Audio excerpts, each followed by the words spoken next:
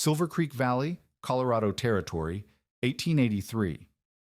While every homesteader rushed to build the simplest cabin before winter, Italian stonemason Antonio Rossi was still laying stones in late September. His neighbors called it wasteful. They called him a fool. He built a massive stone wall 3 feet thick and 8 feet wide directly behind his fireplace, 18 tons of carefully selected granite that took 6 weeks to construct. Everyone else finished their cabins in 3 weeks with simple iron stoves and basic fireplaces.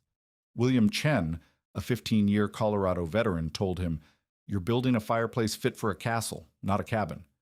The Morrison family patriarch dismissed it as unnecessary. "We've heated cabins here for 15 years with good iron stoves." Then January 1884 arrived. Temperatures plummeted to 23 below zero and stayed there for 18 consecutive days. Standard wood stoves failed. Families burned furniture to survive.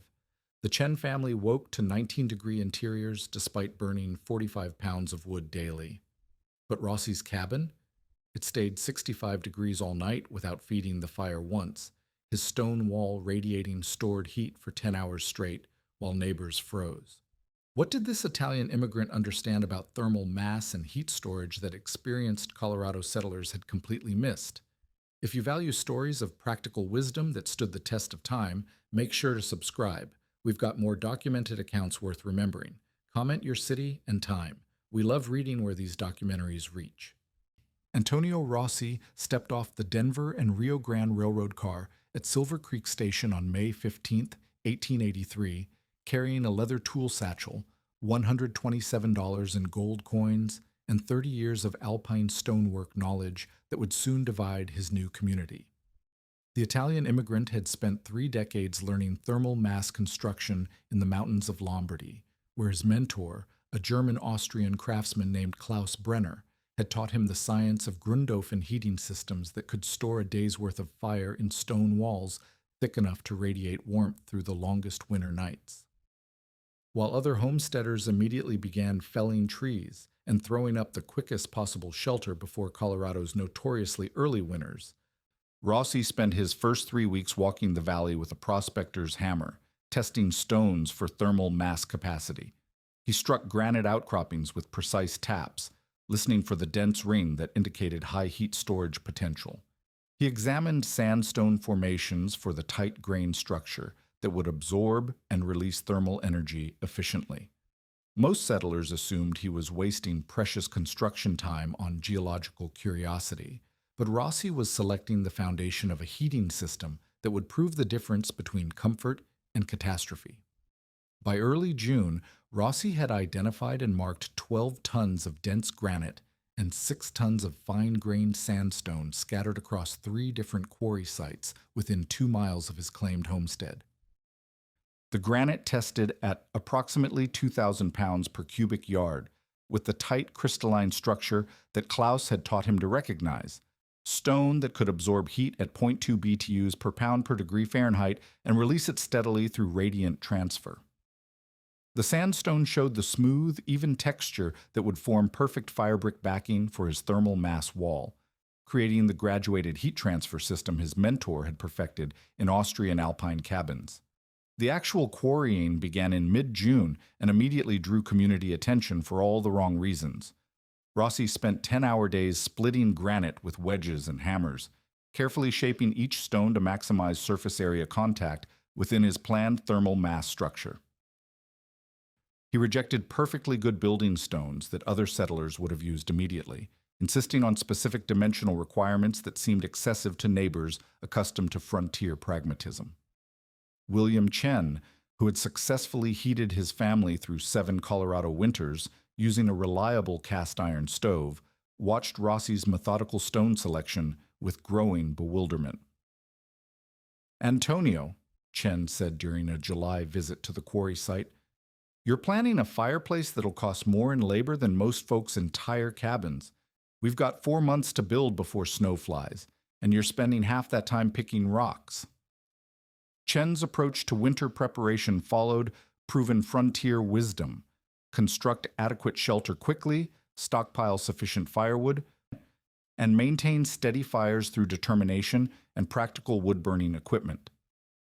The idea of investing weeks in elaborate stonework struck him as European overcomplication of American survival challenges. The Morrison family patriarch, whose 15 years of Colorado homesteading had earned him respect as a local authority on winter survival, expressed similar skepticism when he encountered Rossi's growing stone stockpile in early August. "Son, we've been heating cabins in this valley since '68, Morrison explained with the patient tone reserved for inexperienced newcomers. "A good iron stove with steady wood supply is all any family needs.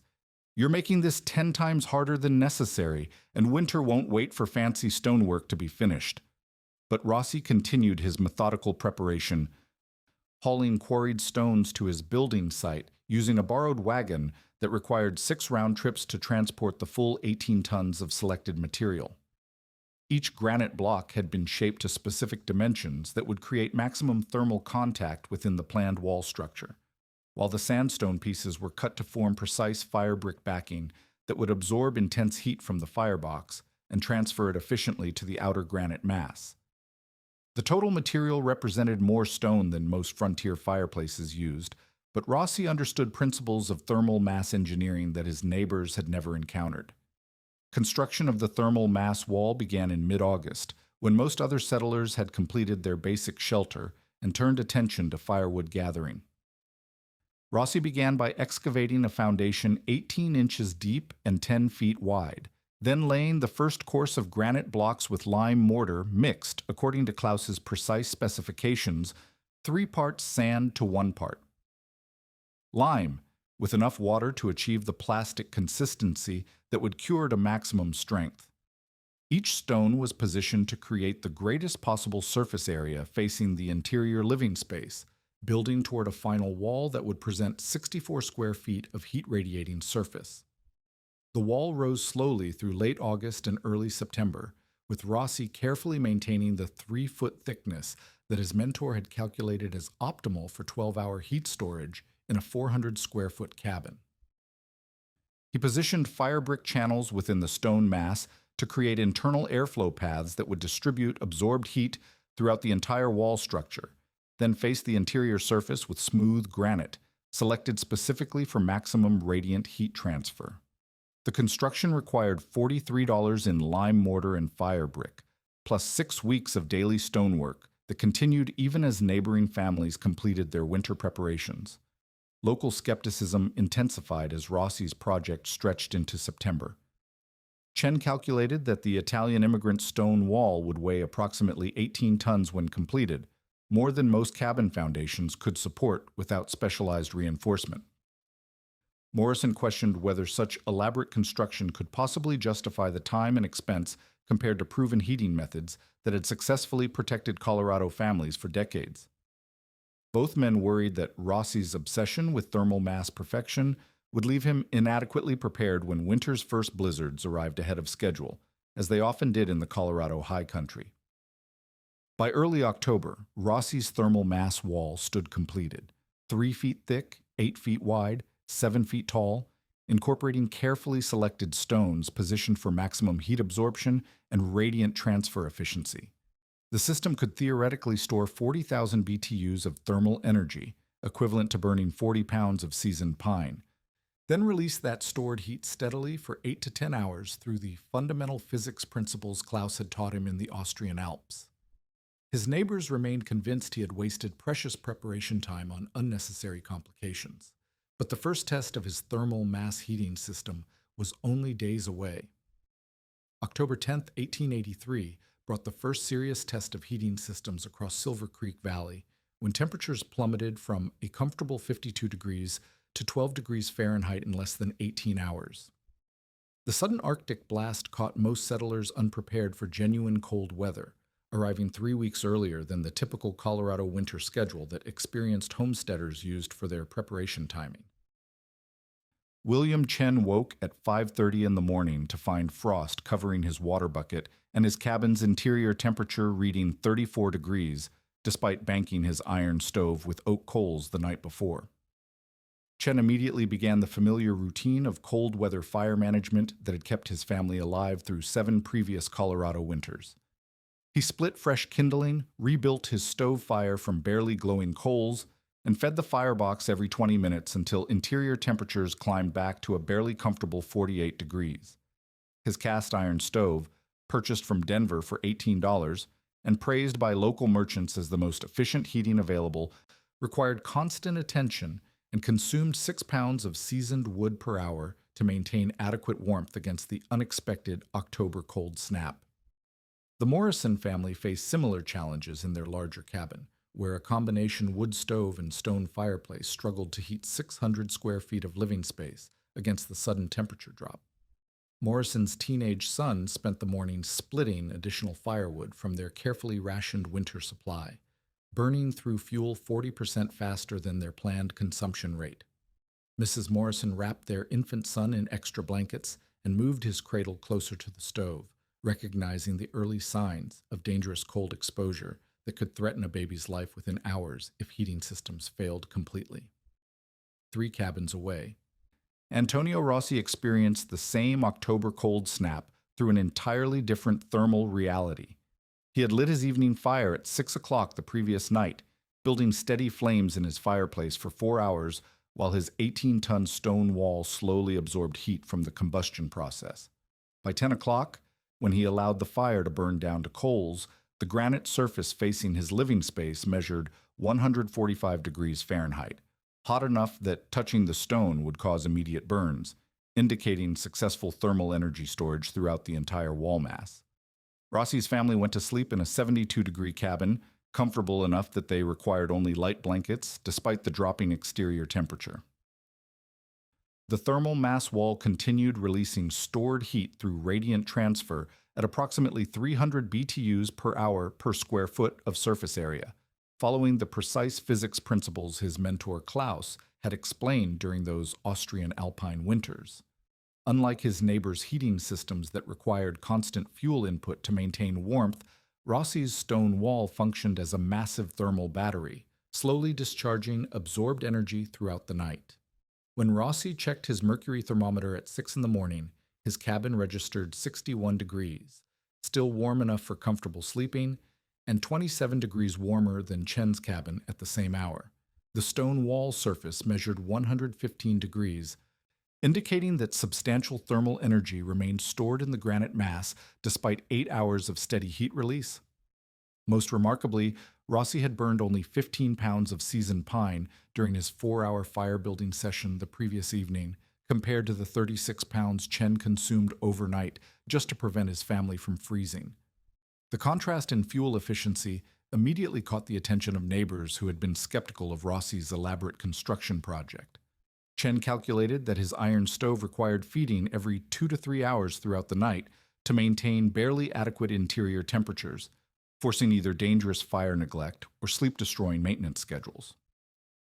Morrison's combination heating system demanded even more attention, with family members taking shifts to maintain fires in both the stove and fireplace against the sustained cold assault that showed no signs of moderating. But questions remained about whether Rossi's thermal mass system could handle truly severe cold rather than October's relatively mild 12-degree test.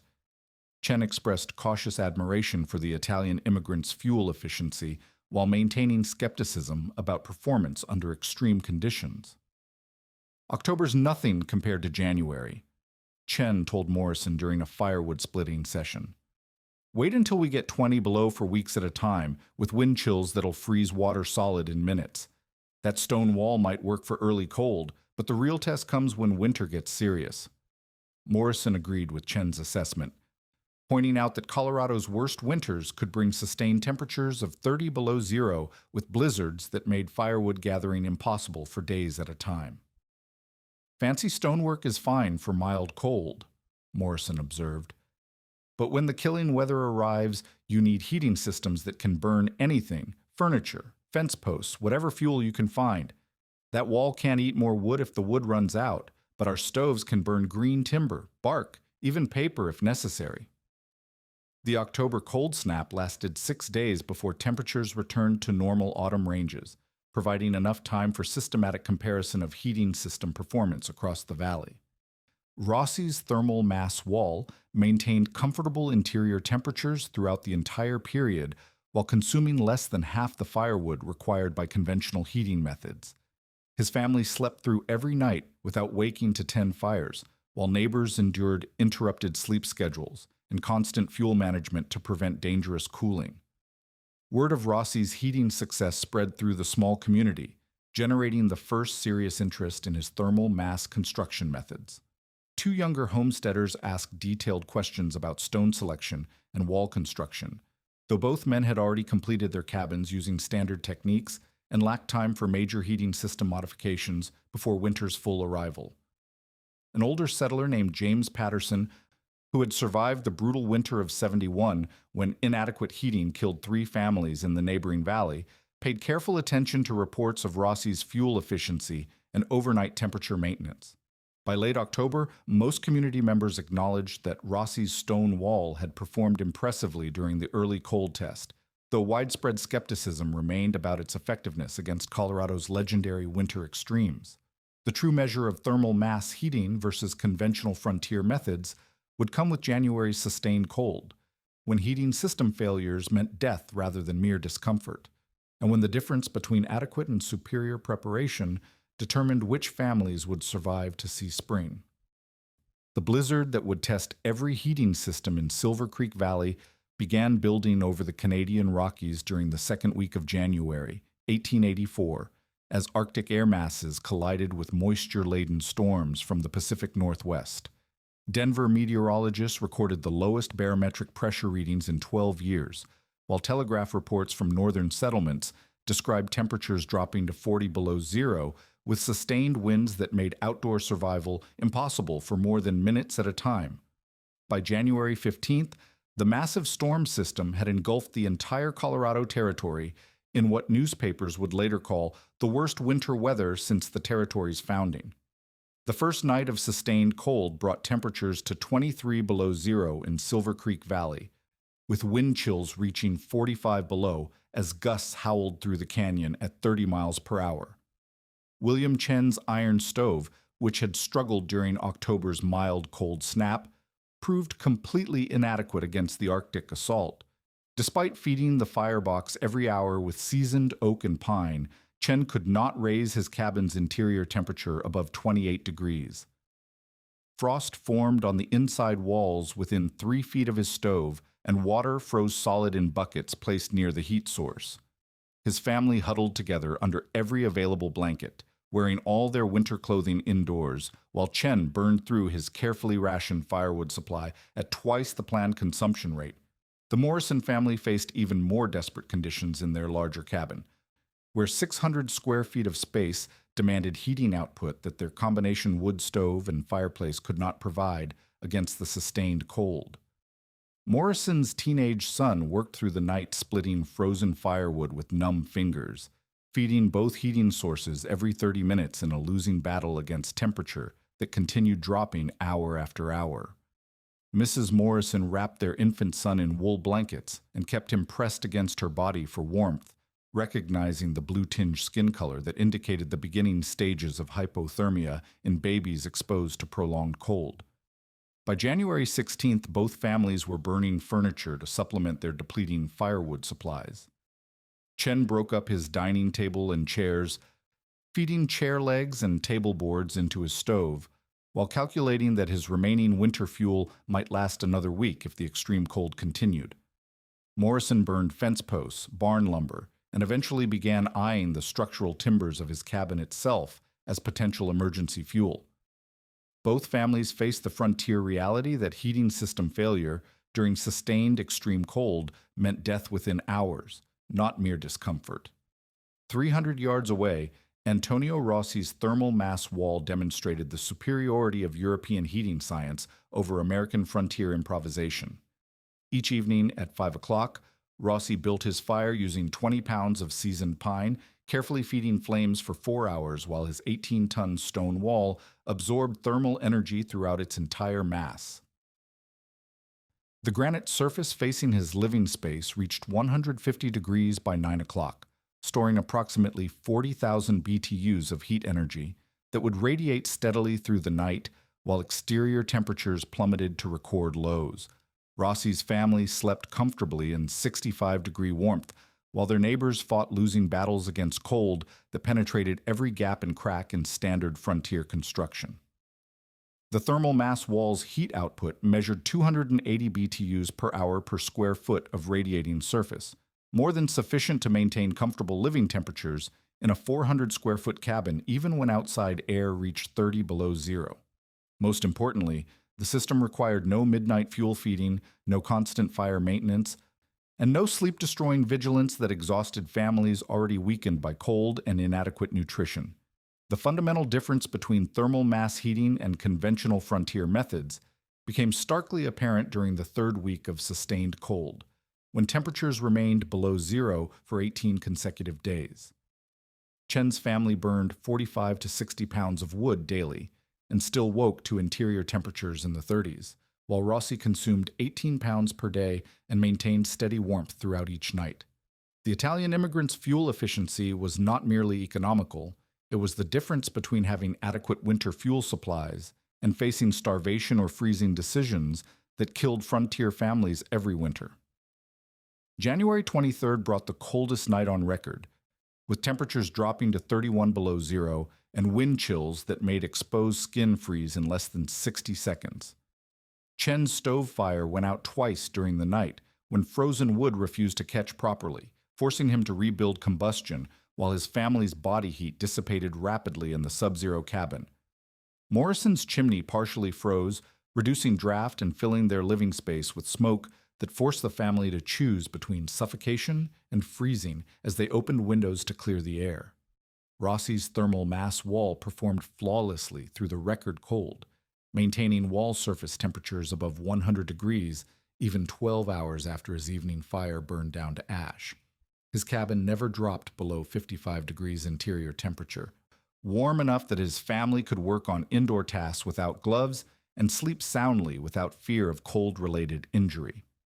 The system's thermal battery effect proved so reliable that Rossi actually reduced his wood consumption during the coldest nights, confident that stored heat in his stone wall would carry them through until morning. By late January, community attitudes toward Rossi's heating methods had completely transformed. Chen openly admitted his error in dismissing thermal mass construction as European overcomplication. "I called your stone wall foolishness last spring," Chen told Rossi during a desperate visit on January 28th. "Now I see it's the difference between my family living and dying. We're burning our furniture tonight, and if this cold continues, we won't make it through February." Morrison swallowed his pride as the local authority on winter survival and acknowledged that 15 years of Colorado experience had not prepared him for cold that rendered conventional heating methods inadequate. "Antonio, your grandfather's heating knowledge is keeping you alive while our American methods are failing," Morrison said. "We've got families freezing in cabins where fires burn all night. Whatever you learned in those Italian mountains works better than anything we brought from back east." The killing cold of January 1884 had revealed the fatal flaw in frontier heating philosophy. Systems designed for speed and simplicity failed when conditions exceeded normal parameters, while methods that seemed excessive during mild weather proved perfectly calibrated for survival when the worst case arrived.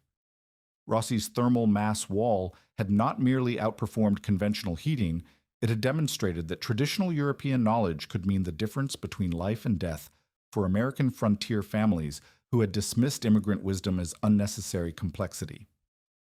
The night of January 28, 1884, marked the breaking point for conventional heating methods throughout Silver Creek Valley. William Chen's last chair leg burned to ash in his iron stove at 4 in the morning, while outside temperatures held steady at 28 below zero with no sign of moderation. His cabin's interior temperature had dropped to 19 degrees, despite his family's body heat concentrated under every blanket they owned. Frost covered the inside walls in intricate crystal patterns that would have been beautiful under other circumstances, but now represented the visible evidence of heating system failure that threatened his family's survival within hours. Chen's wife wrapped their 2 children in wool coats, and positioned them between herself and her husband in their bed, sharing body warmth while William made the desperate calculation that had faced frontier families since the first settlements: burn essential furniture or watch loved ones freeze to death. He had already sacrificed their dining table, 4 chairs, a wooden trunk, and 2 cabinet doors to supplement his exhausted firewood supply. Now only structural lumber remained, the cabin's interior wall boards that provided crucial insulation against the Arctic cold that showed no signs of breaking. At dawn on January 29th, Chen swallowed the pride that had sustained him through 7 successful Colorado winters and walked the 300 yards to Antonio Rossi's cabin through snow that squeaked underfoot in the brittle cold. The Italian immigrant answered his door in shirt sleeves, emerging from interior warmth that Chen could feel radiating from the threshold despite the sub-zero morning air. "Antonio," Chen said through chattering teeth, "we're not going to make it another night like this. My stove can't keep up, and I'm out of firewood except for my cabin walls. Can you help us?" Rossi's response demonstrated the fundamental difference between European community values and American frontier individualism. Without hesitation or negotiation, he opened his 400-square-foot cabin to the Chen family, understanding that survival trumped privacy when death threatened neighbors. "Bring your blankets and whatever food you have," Rossi told Chen. "My stone wall will keep all of us warm, but we'll need to share everything until this cold breaks." The Morrison family arrived 2 hours later in similar desperation. Their infant son showed the telltale signs of cold exposure that Mrs. Morrison recognized from her 15 years of frontier motherhood: skin that remained pale after warming, lethargy that indicated his small body was shutting down non-essential functions to preserve core temperature, and the weak cry that meant hypothermia was advancing beyond the early stages. Morrison himself, whose authority on winter survival had guided the community for over a decade, admitted complete defeat. "Antonio, our heating's failed. The baby won't survive another night in our cabin, and I've burned everything except the roof beams." 11 people crowded into Rossi's single room that night, creating living conditions that would have been unbearable under normal circumstances. But the thermal mass wall's performance scaled effectively with the increased heating demand. Body heat from 11 occupants raised the baseline interior temperature, while the stone wall continued its steady radiant output of 280 BTUs per hour per square foot. The cabin stabilized at 63 degrees, warm enough that the Morrison infant's skin color returned to healthy pink, and his crying strength improved within 2 hours of entering the thermally stable environment. Chen brought his mercury thermometer to document the thermal performance that was saving his family's lives. At midnight, with 11 people generating additional body heat, Rossi's cabin measured 65 degrees. At 3 in the morning, the temperature had dropped only to 61 degrees as the stone wall continued releasing stored thermal energy. By 6 o'clock, interior temperature read 58 degrees, still warmer than Chen's cabin had measured, with his stove burning continuously through previous nights. The thermal mass system had prevented the 70-degree temperature swing that would have killed cold-weakened families within hours. During their refuge, the families witnessed firsthand the technical principles that made Rossi's heating system superior to conventional frontier methods. Each evening, Rossi built his fire from 5 to 9 o'clock, using 22 pounds of seasoned pine to accommodate the increased heating demand from additional occupants. The flames heated his stone wall's interior fire brick backing to approximately 200 degrees, which transferred thermal energy through conduction to the outer granite mass that stored heat throughout its 3-foot thickness. Chen observed the precise timing that Klaus had taught Rossi during those Austrian alpine winters. The fire-building process required steady feeding every 15 minutes to maintain optimal combustion temperature for maximum thermal transfer to the stone mass. Too little wood resulted in insufficient heat storage, while too much wood wasted fuel without proportional thermal gain. By 9 o'clock each evening, the granite surface facing the living space measured 145 degrees, hot enough to cause immediate burns if touched directly, indicating successful energy storage throughout the wall's 18-ton mass. The heat release process demonstrated fundamental physics that frontier builders had never encountered. stored thermal energy radiated from the stone surface following the Stefan Boltzmann law of heat transfer, providing steady warmth that decreased only 2 to 3 degrees per hour throughout the night. Unlike iron stoves that required constant fuel input to maintain heat output, the thermal mass wall functioned as a massive radiator that continued warming the cabin for 10 to 12 hours after the fire died completely. Morrison, whose 15 years of heating experience had proven inadequate against extreme cold, carefully studied Rossi's stone selection and construction methods. The Italian immigrant explained how Klaus had taught him to choose granite, with specific crystalline structure for maximum thermal mass capacity, position stones to create maximum surface area contact within the wall structure, and use lime mortar mixed to precise proportions for optimal heat conduction between stone layers. "This isn't just throwing rocks together," Morrison admitted. "It's engineering that our grandfathers never learned." Mrs. Chen documented the human impact of thermal mass heating efficiency.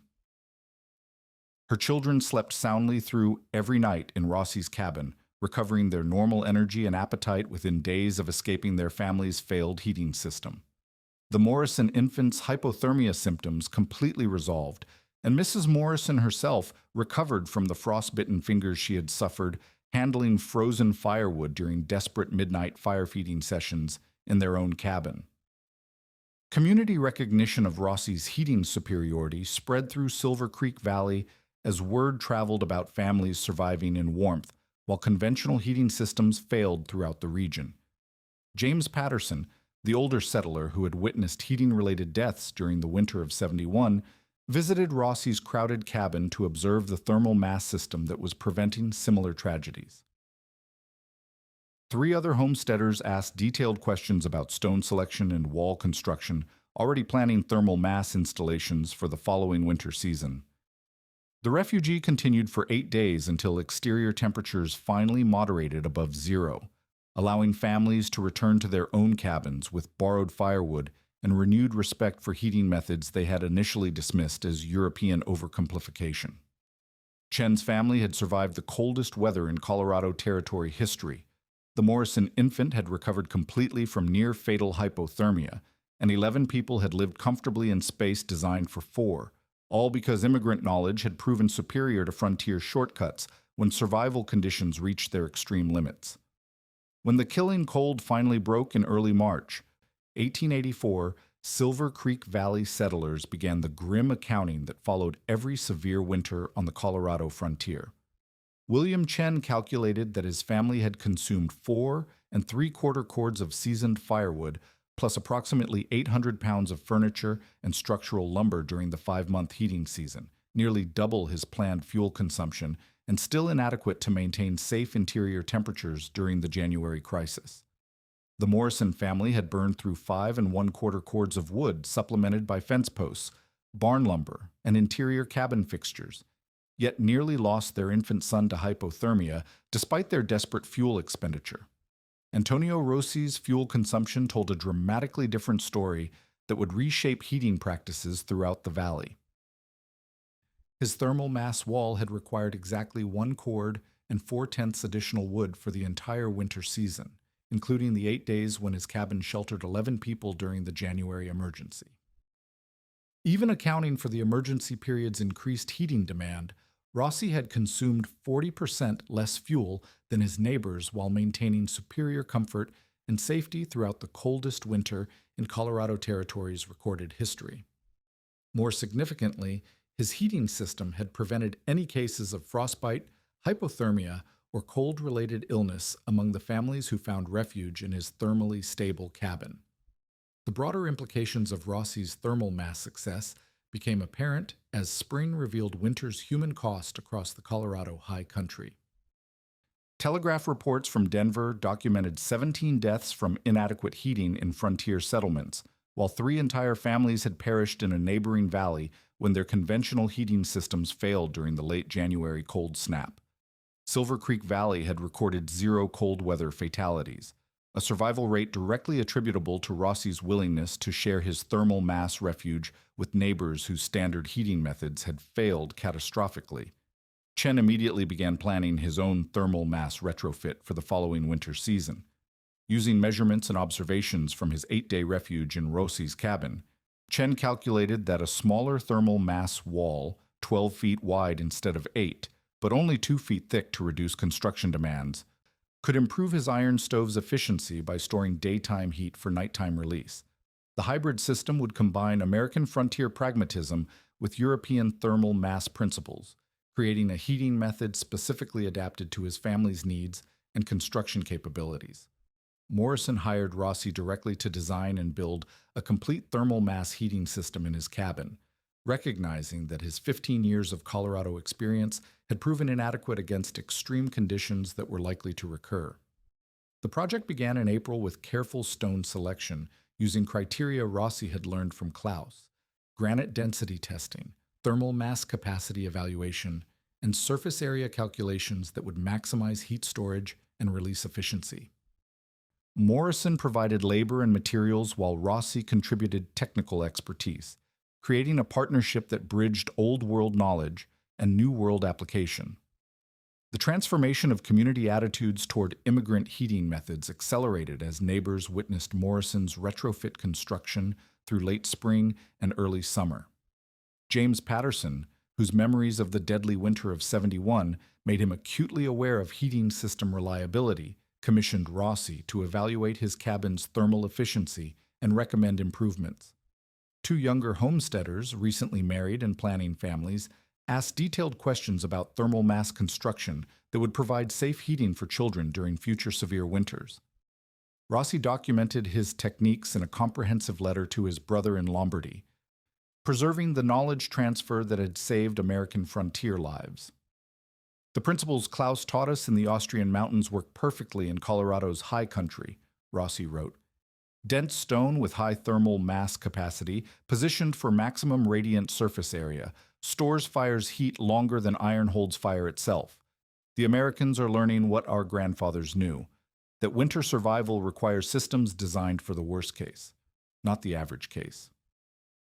By summer's end, 5 thermal mass heating systems were under construction throughout Silver Creek Valley, each adapted to specific family needs and cabin configurations, but all based on fundamental principles Rossi had learned during his alpine stonework apprenticeship. The installations varied in size and complexity, from Chen's hybrid stove and thermal mass design to full 18-ton walls matching Rossi's original system, but all incorporated Klaus's essential elements of thermal mass storage, radiant heat transfer, and fuel efficiency optimization. The winter of 1884 to 85 provided the first large-scale test of thermal mass heating adoption in an American frontier community. Silver Creek Valley experienced Colorado's lowest winter mortality rate during a season that proved nearly as severe as the previous year's record cold. 8 thermal mass systems operated successfully, reducing total community firewood consumption by 35% while improving survival rates and family comfort throughout the heating season. The Rossi method had become standard practice rather than exotic European innovation. Word of Silver Creek Valley's heating success spread through Colorado Territory via territorial newspapers, Denver merchants who noticed reduced firewood demand, and travelers who observed the community's unusual winter comfort and low mortality rates. Territorial officials documented the thermal mass adoption as evidence of successful immigrant knowledge transfer, while engineers from Denver visited to study heating systems that combined old-world thermal principles with frontier construction techniques.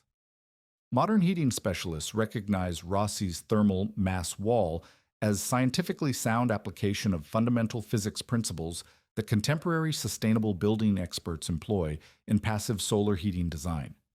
His system utilized specific heat capacity calculations, stone's ability to absorb 0.2 BTUs per pound per degree Fahrenheit, combined with radiant heat transfer following the Stefan Boltzmann law that governs thermal energy emission from heated surfaces.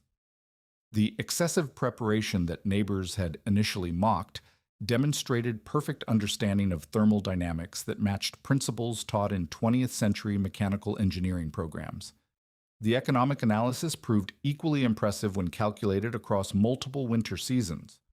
Rossi's initial investment of $43 in materials and 6 weeks of skilled labor in 1883 had generated documented savings of over $200 in firewood costs during his first 5 winters of operation. More significantly, the system had prevented multiple cases of cold weather injury and potential death while establishing thermal mass heating throughout Silver Creek Valley as the standard for reliable winter survival. Antonio Rossi's thermal mass wall still stands today, 141 years after construction, preserved by the Colorado Historical Society as an example of immigrant knowledge improving American frontier survival.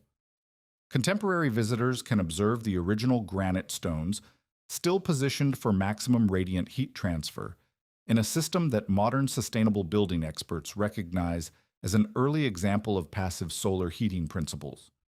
What frontier neighbors initially dismissed as fool's work had proven itself through the fundamental test of engineering success.